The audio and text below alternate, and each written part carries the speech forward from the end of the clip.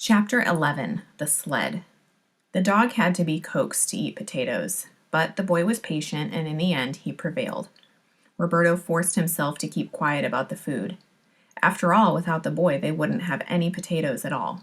So if he wanted to share them with the dog, and the cat too, but the cat ate less, it wasn't Roberto's right to object. Survival came at different costs for different people, and some costs were too high to pay. The boy wouldn't abandon the animals even if it meant less food for him. What wouldn't Roberto do? They covered a good distance. Roberto was sure of that. The land started out gently rolling. It was just past the first little knoll that Roberto and the boy passed the German Jeep. Even with the layer of snow on it, even with the pieces exploded off, even all charred, it was immediately recognizable. The villagers must have set a mine in the road. 4 German soldiers had been killed, their bodies strewn helter-skelter, but the rest of the force had passed on. The villagers had paid dearly for that jeep and those 4 soldiers. Roberto and the boy looked at the jeep, but they didn't stop moving. They walked and walked. The path was distinctly downhill now, and the snow was only a thumb deep, if that. The wind was always behind them, which helped too. They didn't talk, but now and then the boy sang, his voice muffled in the scarf across his chin and mouth. His songs and his eyes were without a trace of happiness. Roberto knew he sang just to keep his mind occupied, maybe to keep him thinking about his lost village. They came to a stand of woods in early afternoon, and their going slowed down. The floor of the grove had very little snow, for the thick branches had kept it out, along with most of the sunlight. But in its place was ice. Melting snow dripped from the top branches and froze when it reached the dark ground. Pulling the sled was harder now, too. It snagged on icy roots and low branches. Sometimes the underbrush was so thick they had to make detours. It was close to evening by the time they emerged from the woods. The clearing in front of them seemed endless, and it was obviously warmer here than on the land on the other side of the woods had been because most of the snow had melted away, leaving only scattered white patches. Roberto took a few steps out into the clearing. The ground was soft over to the east side. Bulrushes and cattails waved in the slight breeze. This land was almost marsh. It would be hard to cross. His heart sank. Let's camp here for the night. Roberto pulled the sled back into the wood's edge and tied it into the trunk of a thin pine sapling. The boy shook his head. It could be a long way till we get to trees again, and if we're out in the open, the wind will chill us. It's a breeze now, but it could pick up, and snow could fall again, and anyone who came along might see us. Roberto unlashed the axe as he talked. He cut down the lower branches of a pine. Anyway, the ground is all marshy. We'll face it tomorrow after a good night's sleep. I'll tell you another bedtime story. How does that sound? He turned around. The boy had untied the sled and pulled it out into the clearing. Hey! Roberto ran after him. He grabbed him by the arm. It's safer in the woods. He looked at the boy's silent, firm face. Really, I know. The boy pulled his arm away. He gestured that they should go forward across the clearing. Roberto snatched the pull rope of the sled. I'm exhausted. I've been traveling longer than you. I've been traveling for days. He wanted to use a coaxing voice, but he was too tired to manage anything but plain words. We'll cross the clearing in the morning. Cody, see Nadelko. Meaning, move, we're close, said the boy. He stamped his foot. Roberto shook his head. No, we're staying here. The boy reached for the rope. Roberto held it behind his back. No! He pulled the sled back to the tree. He tied it again. He turned and faced the boy. We'll build a fire and eat, and then we'll tell stories. And then we'll sleep. The boy walked over slowly. His shoulders slumped. Roberto used a cut branch to sweep away snow and leave a circle of exposed earth. What next?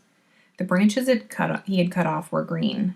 The dead branches on the floor of the grove were soaked through. He had no kindling, and the logs on the sled wouldn't start without lots of kindling. He'd learned that lesson already. Well then, he'd find a tree with dead branches still attached. That way they'd be dry. Maybe even he'd find a whole dead tree still standing. Back at the last work camp, the boys learned to tell a dead tree from a live one even after the leaves had fallen off, just by knocking on the wood and listening. Samuel had been the one to teach them. He'd read about it in his nature books, of course. Roberto smiled to himself. Samuel was still helping him, even now. He picked up the axe. "We need dry wood. Want to come?" The boy stared at him. Roberto didn't want to leave the sled there, but the boy might try to take off with it again. He couldn't very well pull it behind him as he searched for dry wood, and anyway, he'd be back soon. The boy couldn't get far, especially since it would be hard to pull the sled across mud. Still, Roberto went to the tree and tied a harder knot in the sled rope. "I'll be right back. Stay here, okay? Don't act crazy." He set off into the woods, but it was later than he thought, and evening came swiftly, adding to the natural dark of the trees. He knocked on trunk after trunk, limb after limb, listening for the hollow sound of dead wood. By this time, he could hardly see. Without a single branch, he headed back for the edge of the woods. They didn't really need a fire after all. The pillowcases were full of food in jars, food that was already cooked, meat and vegetables and even fruits, from the looks of them. So they didn't have to cook, and they had good clothes, plus the potato sack blanket and the quilts. They'd be warm enough without a fire. Roberto walked slowly through the woods. He should have been at the clearing by now. He must have gotten turned around. He called out, "Ragazzo! Where are you, Ragazzo?" No answer, but the boy might not answer even if Roberto was only 10 meters from him. He went faster. Now he ran, stumbling over roots. He slammed into branches. "Ragazzo!" He tried to get a view of the sky that might orient him, but the trees were too thick. Anyway, he didn't know enough about the stars. "Ragazzo!" He fell. Stabbing pains cut through his right knee. He got up and ran again. And suddenly he burst out into the clearing. He limped along the edge of the woods, searching for the boy and the sled, and then he spied the tracks of Sled in the hardening mud, and they were just visible in the early moonlight. He looked out where they led. He couldn't see anyone. He cupped his hands around his mouth and shouted, "Ragazzo!" He slapped one fist into his palm in frustration. He had been stupid to leave the boy alone with the sled. Stupid, stupid. And he was even stupider now to call out to him. Voices in the night air carry far. Who knew what ears that one word would reach? He should turn around, go back and climb a tree, wait for morning. But the thought of spending another night alone in the wild undid him. And what if the boy got so far away Roberto couldn't find him again? Everything Roberto needed was on that sled. Roberto followed the runner tracks. The ground had hardened enough with the progressing night cold that he could walk across it easily after all. Maybe that's why the boy had gone ahead, because he knew the morning sun would make the crossing more difficult.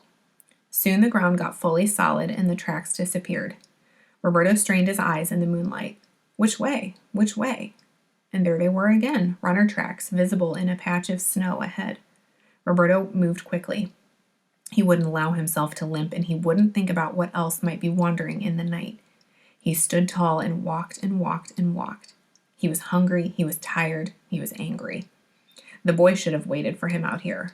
Roberto would have waited for the boy. Then the air changed somehow. It wasn't that he heard anything really, yet he knew there was something in the air. He stared ahead and saw the outlines of the town. This was bigger than his boy's settlement, much bigger.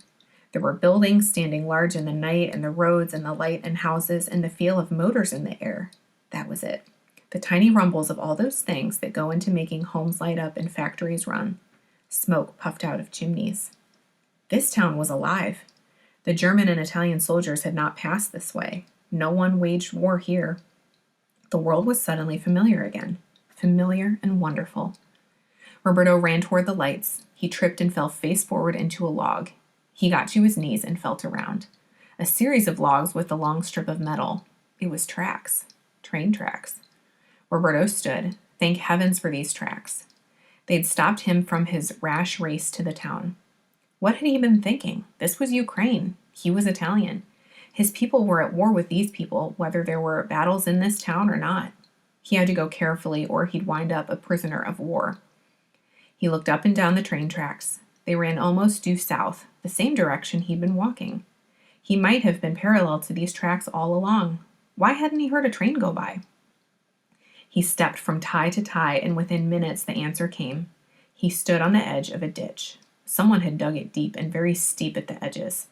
The tracks broke off here and picked up several meters away on the other side. Why? Did the Germans and Italians do it to cut the town off from supplies, or did the townsfolk do it to keep the invaders from coming in by train? Roberto's skin prickled. Either way, this town was part of the war. He left the tracks and walked along the edge of the ditch. Why such a long ditch? It wasn't just to stop the train, he thought back to the soldiers. The straggling line of tired men, the mules, the tanks.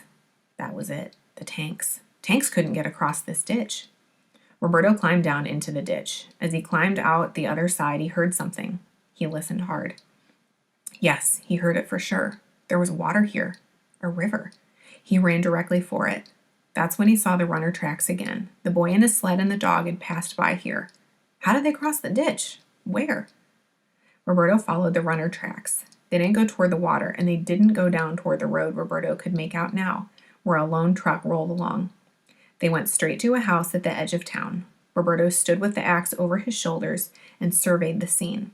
There was nothing special about the house this boy's tracks led to, but the house beside it had a stable out back. Roberto could sleep there with the animals. Then he could rise before dawn and, with a clear head, figure out what to do next. He hunched over and walked as fast as he could toward the stable. A shout came. He ran. The crack of a gun split the air. He fell.